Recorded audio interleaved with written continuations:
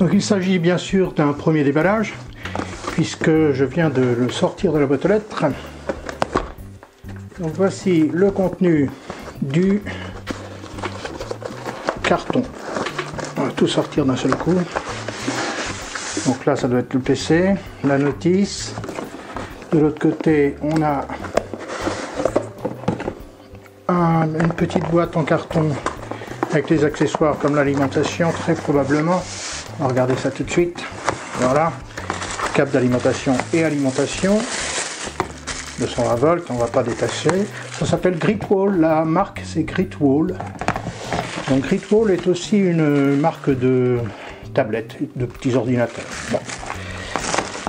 Ici nous sommes avec iPason, je vais dire iPason à la française, iPason sans doute, ou iPason en anglais. Donc voici notre mini PC, il pèse, hein. Je vais aller chercher la balance, parce qu'il pèse son poids le petit bonhomme.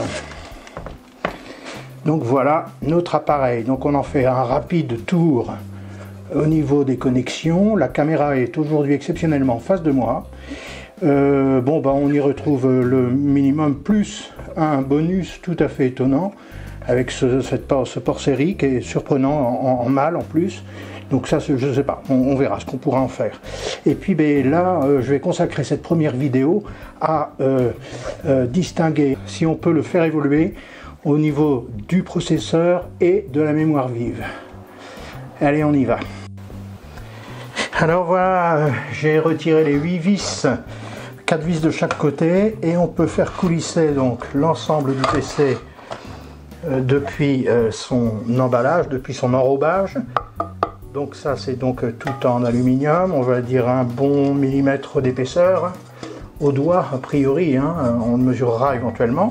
Le fameux ventilateur, le dissipateur de chaleur, disque SSD Crucial, donc 240 Go normalement, ou 280, je sais plus. Et puis je vais regarder tout de suite. Oh ouais, c'est génial. Ah oui, c'est génial. Donc les barrettes de mémoire, on les voit là.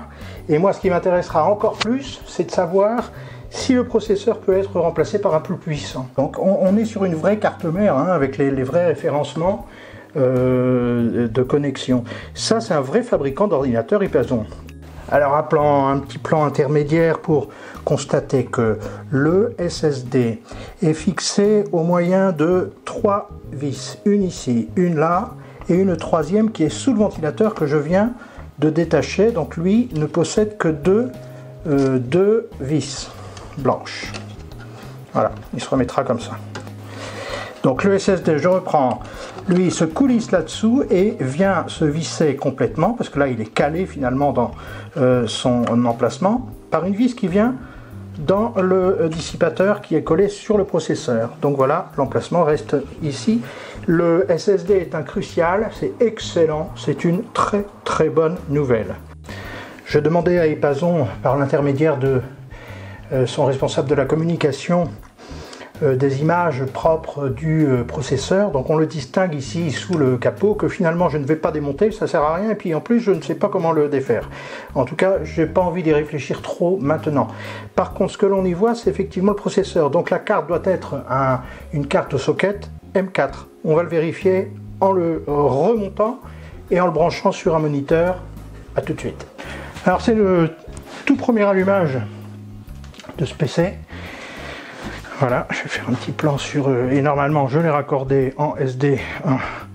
Voilà, iPason, iPason, je ne sais pas comment le dire, donc je m'abstiens de le dire en anglais, je le dis plutôt en français, à la façon française. Donc il est déjà configuré. Donc pour première réponse, Windows 10 est-il installé? Oui, Windows 10 est installé. Ce n'est pas moi qui ai mis administrateur. Donc par contre, je vais procéder à des réglages. Alors il n'y a pas de port USB en façade. Les 4 ports USB 3 sont à l'arrière. Bon bah là on a donc une configuration de base qui a été faite chez iPason. Donc finalement j'ai changé d'avis parce que je ne vais pas mettre à jour tout de suite. Je vais aller récupérer Specie qui va nous renseigner directement sur les composants du mini PC qui n'a de mini que la taille finalement. Ok, Run Spacey. Et là, ça va être super intéressant parce que on va avoir tous les renseignements souhaités. Donc là, on vient de vérifier. On a bel et bien donc la configuration annoncée. Donc on a Windows 10 Pro installé en 64 bits. Le processeur est bien un AMD Ryzen 3, donc la Raven Ridge 14nm technologie. Donc c'est un des derniers. 7 Go Dual Channel Unknown 299 MHz. Ça c'est pour la RAM, alors on va aller vérifier ça. IPASON A320 AM4, donc on est bien avec un socket AM4, donc ce qui laisse à supposer qu'on va pouvoir mettre à jour le processeur également. Motherboard, alors motherboard, c'est une fabrication IPASON, hein. Vous voyez un petit peu, donc un socket A320 AM4. Tiens, on va aller le chercher tout de suite. Alors, PAST, et on va regarder ce que ça va donner. Alors, on y va, A320 à AM4. Et ben ça c'est du bon, hein. C'est une vraie carte graphique qu'on a. Hein. Donc ça, il n'y a rien de plus sûr que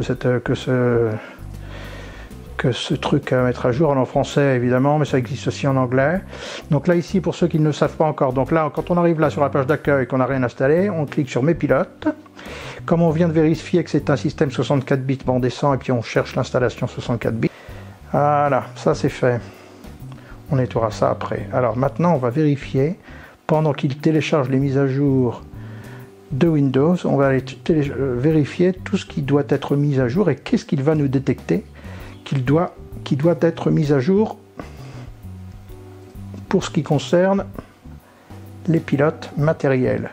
Donc alors là on va en profiter pour vérifier le contenu de notre appareil, donc Operating System, donc Windows 10 Pro, Ryzen 3 2200 GE, cadencé A, donc il a 3 Go 2, le nom c'est bien ça, la carte mère c'est bien ce qu'on a vérifié tout à l'heure. Tiens, on va aller regarder, on va faire un tour dans le BIOS également avant de fermer cette première vidéo.